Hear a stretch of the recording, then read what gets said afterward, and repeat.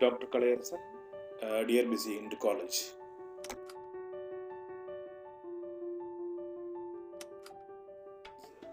So motivations always is connected to the employees. So motivation leads to do something in the bigger. So there are a lot of definitions and meanings.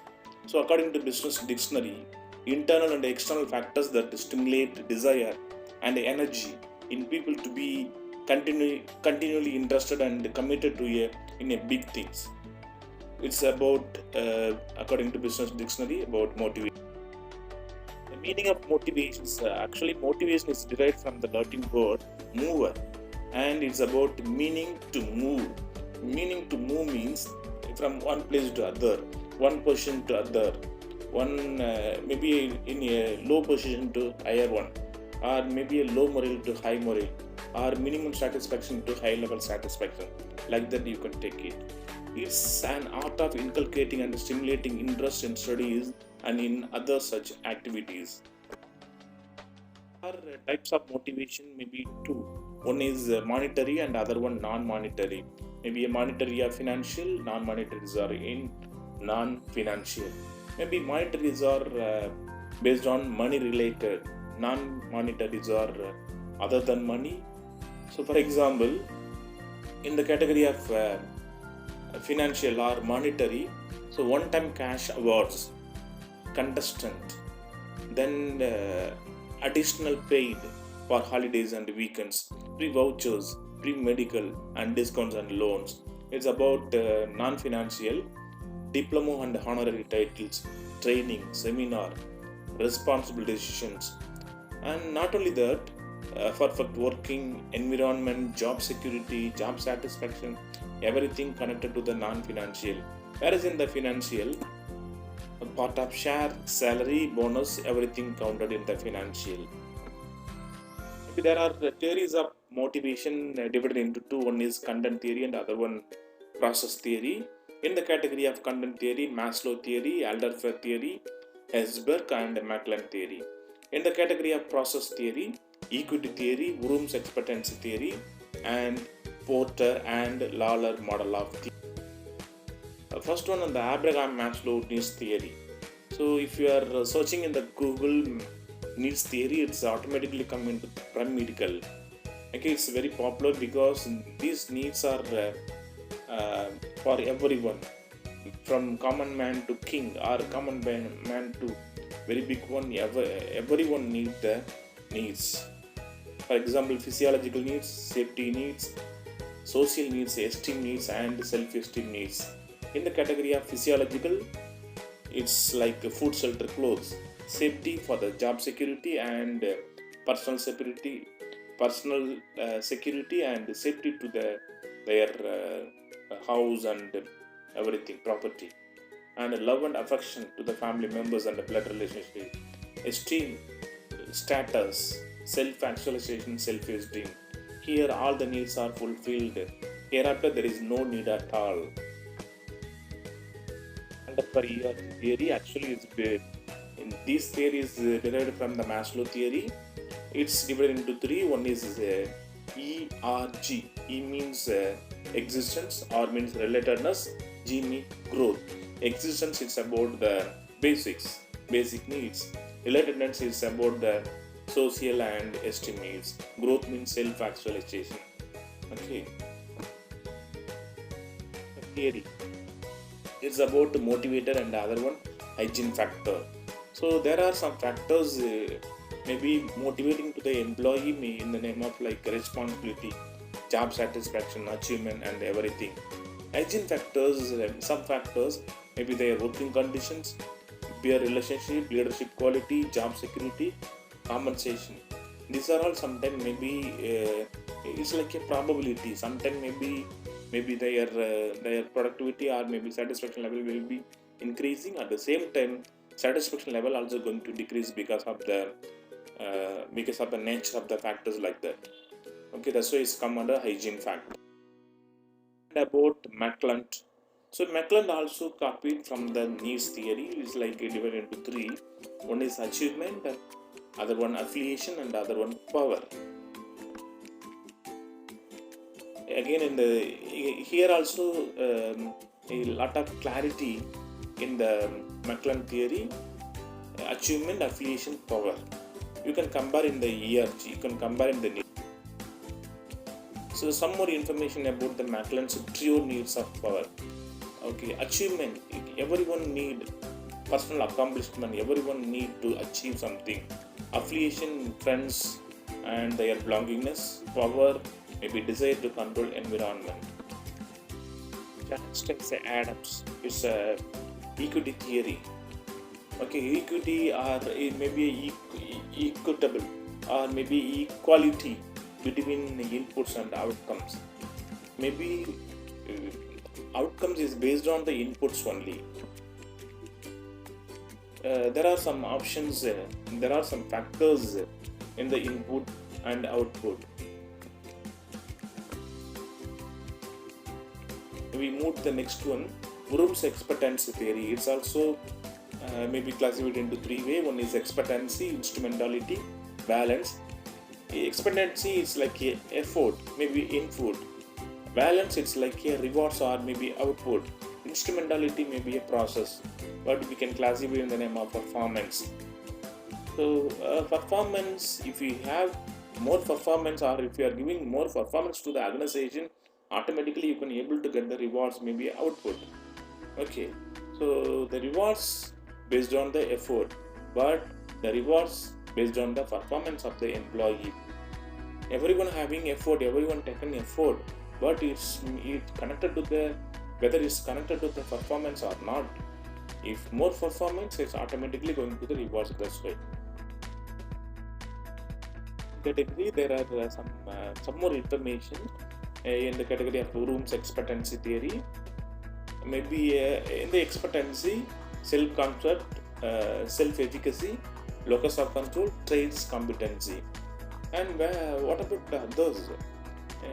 In the performance, maybe some environmental may support to the performance. Maybe their subordinate support, quality of the material, and the role. Everything going to may create more performance or sometimes low performance. It's about environmental support. Automatically, it's going to the next one, Porter and the Lawler model of theory. Okay, so Porter and Lawler model of theory, it's also the Porter maybe followed the Bloom's theory, and Bloom's are there followed by the Maslow theory. There are intrinsic reward and extrinsic reward. Intrinsic rewards are maybe sense of achievement, job satisfaction, positive inner feelings. Maybe in the extrinsic reward, increased pay, commission, job promotion, everything here. Morale, it's employee morale. It's employee morale. Morale means more willingness towards their organization. There is one definition according to Michael J. Jusius. Morale is a state of mind or of a willingness to work, which in turn affects individual and organizational objectives. I repeat once again, morale means more willingness, more attachment, more commitment, or simply we can say it loyal. Okay. Sometimes the employees are committed to the high morale, or sometimes may be involved into the low morale. So if they are in the high morale, you can able to identify their internal cohesiveness, absence of subgroups within a group, ability to cope up changing environment, feeling of belongingness, commonness of goals. Whereas in the low morale, high rate of absenteeism, tardiness, high labor turnover, strikes, they are involved in the strikes, or maybe the reason for maybe they begin the reason to in the strikes, lack of pride in work, wastage and spoilage. They are doing wastage and at the same time they are spoiling the name of the organization. Whereas in the category of high morale, ability to cope changing environment. If they are interested to change the environment, automatically they are involved. So then only they help to the others, then only they encourage the people to work in the company. So it's reflected the high morale. There are 4 secrets for building teamwork. Maybe the organization is supposed to recognize the achievements of the employees, supports the professional development, inspire positivity, and hold a contest. These are the way the organization maybe build the team of. There are one more seven ways to boost morale in the workplace, or maybe they are among the employees. The one is create a culture of we, not I or us. Create a culture of we. Define employee roles. That means more clarification about their role. Then only they understand easily. If they more confusion, they are not work. Educate and train. Training is the best way to clarify everything. Or maybe if you want to do practical manner, supposed to do the training periodically, and also maybe a relevant, maybe a trend. Recognize their small success also. Win and lose as a team. So everything based on the team members only. If you are winning or losing, anything is about the team only. Like that, we create the environment. Get together. So wherever or whenever time is available, we are supposed to collaborate and developing a team building. Okay, these are the way to boost the morale in the workplace or among the employees. And next one, employee job satisfaction. So this is very important in the today present scenario, because all the employees are looking for the employee satisfaction level, how they involved, how they motivated. So all the activities are based on employee satisfaction only. If satisfied, automatically they involved. If not happen, they are not involved in the job. That's why the employee job satisfaction. So the definitions of job satisfaction is the degree to which individual feel positively or negatively about their job. It's happened both. Sometimes maybe their positive way of attitude, or sometimes there may be negative attitude. So everything is possible. But in the level, maybe the satisfaction level, maybe 10% or 50% or 90% or 100% satisfied. So this leads to the productivity of the organization, more fruitfulness to the organization. There are some factors for employee job satisfaction: pay, promotion, supervision, fringe benefits, contingent rewards, operating procedure, co-worker, nature of work, and communications. Factors may be beyond the basic level of satisfaction.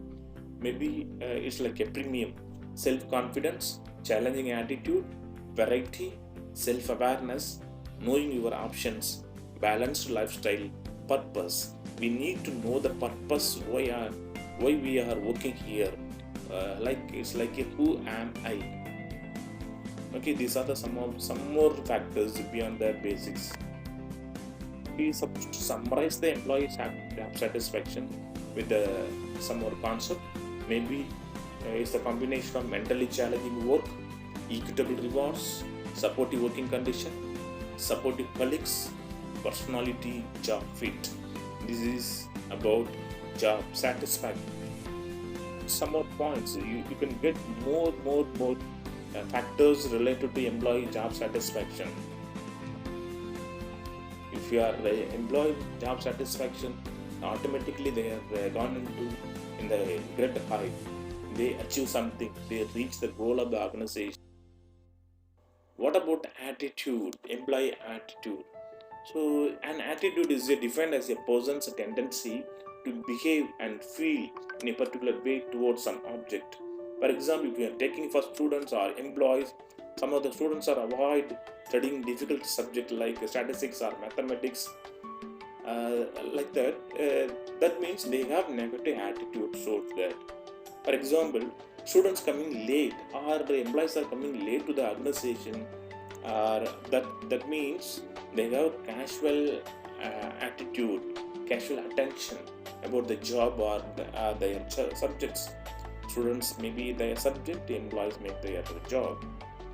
So they are in the casual attention. That automatically is a negative. Not only that, the persons believe, feeling and respond positively or negatively towards a certain idea, object, person or situations. So attitude come through this way only. Maybe their idea, maybe their object, persons and the situation, everything connected to the likes or dislikes. If you have likes, maybe positive attitude. So dislikes is automatically leads to the negative attitude.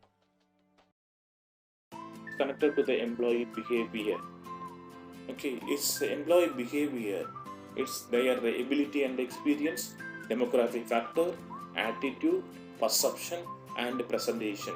It's reflected in the above factors. Employee behavior reflected through their presentation, through their perception, and their experience, and demographic factors, and their attitude.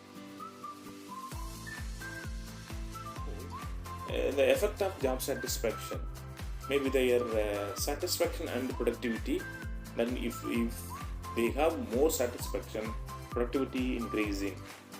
Satisfaction and absenteeism means taking frequently leave without any reason. So if that means below or normal level of satisfaction, automatically absenteeism will happen. Satisfaction and turnover. So employees are move on one particular company to company. Maybe they are not stand at all. So they quit from the organization because the minimum level of satisfaction. So ultimately, based on the satisfaction, if increasing more satisfaction, productivity also going to increase. Yes.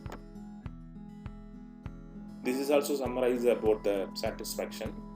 There are some individual factor, organizational factor, then satisfaction. So individual factors, their everything, their demography, their education, experience, everything counted. Organizational factors, work environment, smooth understanding between one another, or superior and subordinate, everything. And their level of satisfaction is all the threes are connected to create morale and attitude. So if high morale, if positive attitude, going to create more productivity. If low morale and negative attitude is going to create low productivity, or they are not involved into the job, so maybe some negative aspects. Okay, all about motivations, morale, and employee job satisfaction. So thanks once again for everyone for patiently listening the videos about organizational behavior. Thank you so much.